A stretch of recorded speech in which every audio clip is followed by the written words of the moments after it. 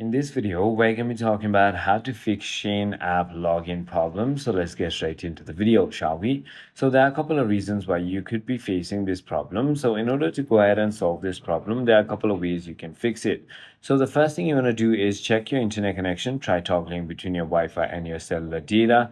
If that is not the case, try toggling on and off your airplane mode just to go ahead and give it that quick refresh. You can also try force closing your Shein app and reopening it, which should go ahead and fix your problem. However, if it still doesn't, then you might need to simply go ahead and head into your App Store or Play Store, depending on the device you're using, and simply go ahead and search for Shein, just like that, and then tap on it. There is going to be an update button where the open button is if there are any updates, and if none of it works, you might have no other option but to uninstall and reinstall your application.